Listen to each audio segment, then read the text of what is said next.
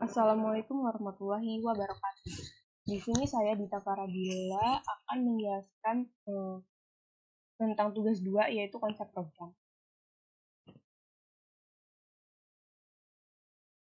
Yang pertama adalah konsep program. Program merupakan kumpulan instruksi yang digunakan untuk mengatur komputer agar dapat menjalankan tindakan tertentu.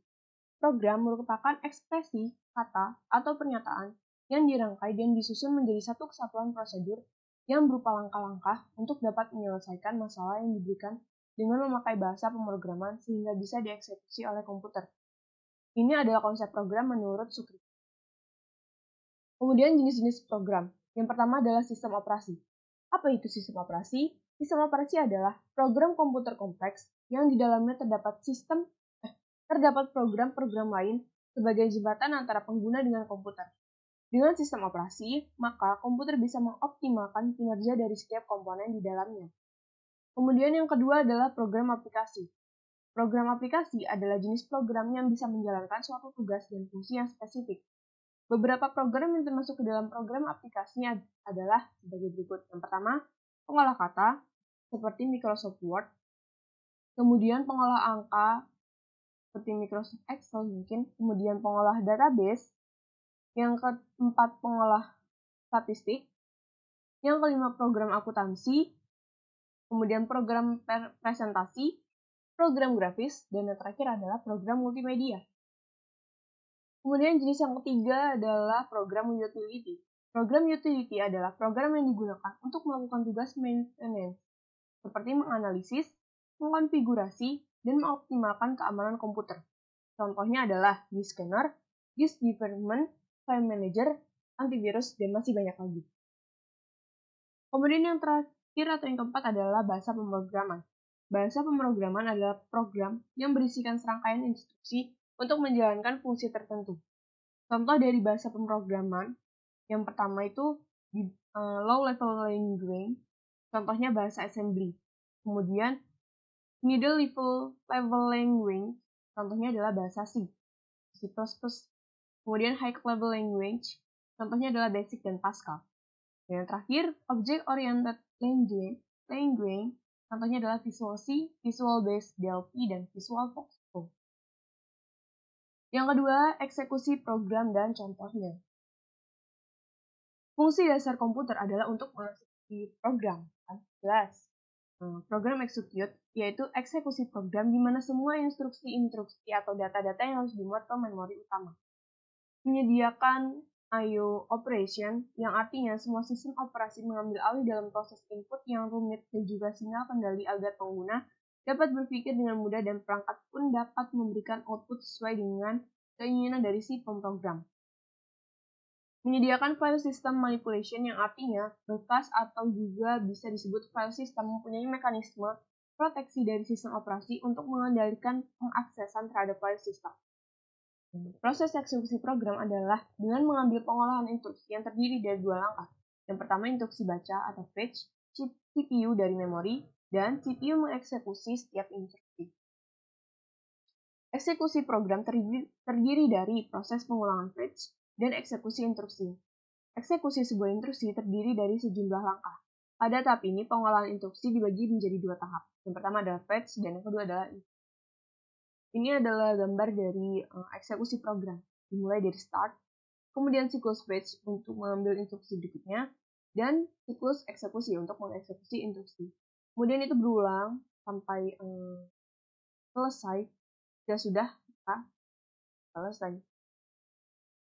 Siklus fetch. Pada step siklus instruksi, CPU awalnya akan membaca instruksi dari memori. Terdapat register dalam CPU yang berfungsi mengawasi dan menghitung instruksi selanjutnya, yang disebut dengan program counter atau PC. PC akan menambah satu hitungannya setiap kali CPU membaca instruksi. Instruksi-instruksi yang dibaca akan dibuat dalam register instruksi atau IR. Instruksi-instruksi ini dalam bentuk kode-kode biner yang dapat diinterpretasikan oleh CPU kemudian dilakukan aksi yang diperlukan. Kemudian siklus eksekusi. Pada awal setiap siklus instruksi, CPU membaca instruksi dari memori. Pada CPU yang umum, suatu register yang disebut program counters atau PC dipakai untuk mengawasi instruksi yang akan dibaca selanjutnya secara berurutan, yaitu instruksi yang terletak pada alamat yang lebih tinggi berikutnya di dalam memori. Sebagai contoh, masing-masing instruksi menempati sebuah word 16 bit di memori dan anggaplah bahwa PC disetel pada lokasi 300. Maka CPU kemudian akan membaca instruksi pada lokasi 300. Siklus instruksi selanjutnya, CPU akan membaca instruksi dari lokasi 301, 302, 303, dan 100, dan seterusnya. Urutan dapat berubah sebagai contoh apabila ada proses interrupt dari perangkat lain, misalnya memori. Nah, ini adalah contoh dari siklus dari eksekusi program contohnya. Di sini awalnya adalah memori pada alamat 300 dipindah pada CPU register di IR. Step kemudian, atau step kedua, memori di alamat 940.003 ini dipindah ke CPU register pada AC. Jadi AC yang tadinya kosong, itu diisi dengan alamat memori 940 yang berisi 0003. Step 3, memori dari 301, karena tadi kan dibilang instruksi yang terletak pada alamat yang lebih tinggi, atau instruksi akan dibaca selanjutnya secara berurutan dari yang tinggi ke rendah. Nah, tadi kan yang pertama sudah dipindah ke sebelah sini ya. Kemudian step 3, itu memori yang di 301 yang berisi data 5941 dipindah ke CPU register IR. Kemudian step 4.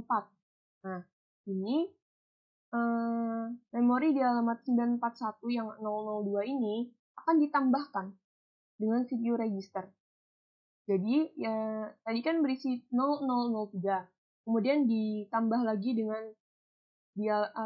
data yang berada di alamat 941002. 3 ditambah 2 hasilnya adalah 5. Jadi 0005. Kemudian step yang kelima, alamat yang di 302 dipindah ke CPU register IR. Dan step yang keenam, data yang berada di CPU register ini, yang di AC yang 005 tadi, itu dipindah ke alamat memori 941. Begitu. Nah, dari contoh eksekusi di atas, siklus instruksi dengan langkah-langkah berikut. Pertama, mengambil fetch instruksi ADD, membaca isi lokasi memori A ke dalam prosesor, membaca isi lokasi memori B ke dalam prosesor. Agar isi A tidak hilang, prosesor harus memiliki setidaknya 2 buah register untuk menyimpan nilai-nilai memori dibanding akumulator tunggal. Menambahkan kedua nilai-nilainya, menuliskan hasilnya dari prosesor ke lokasi memori A. Jadi, siklus eksekusi untuk instruksi tertentu boleh melibatkan lebih dari satu referensi ke memori. Juga, suatu instruksi dapat menentukan suatu operasi I/O. Yang ketiga, set instruksi. Set instruksi atau instruction set adalah sekumpulan lengkap instruksi yang dapat dimengerti oleh sebuah CPU dengan sebuah kamus berisi daftar perintah apa saja yang dapat dilakukan atau didukung oleh sebuah prosesor. Dan biasanya terikat dengan sebuah keluarga arsitektur prosesor tertentu, misalnya x86, x64. Nah, instruksinya berbentuk machine code atau bahasa mesin. Aslinya seluruh dalam bilangan biner. Untuk programmer, biasanya digunakan representasi yang lebih mudah dimengerti bahasa yang dapat dimengerti manusia, dikenal dengan bahasa assembly. Kemudian ada jenis-jenis set instruksi. Yang pertama adalah data processing, arithmetic dan logic instruction. Data processing adalah jenis pemrosesan yang dapat mengubah data menjadi informasi atau pengetahuan. Setelah diolah, data ini biasanya mempunyai nilai informatif. Jika dinyatakan dan dikemas secara terorganisir dan rapi, maka istilah pemrosesan data sering dikatakan sebagai sistem informasi. Kemudian yang kedua adalah data storage, memory instruction. Sering disebut sebagai memori komputer.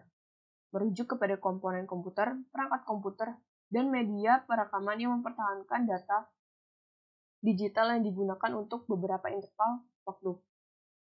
Penyimpanan data komputer menyediakan salah satu 3 fungsi inti dari komputer modern, yakni mempertahankan informasi. Kemudian yang ketiga adalah data movement. Data movement I/O instruction. Proses data movement ini adalah memindahkan, atau dapat dikatakan juga dengan membackup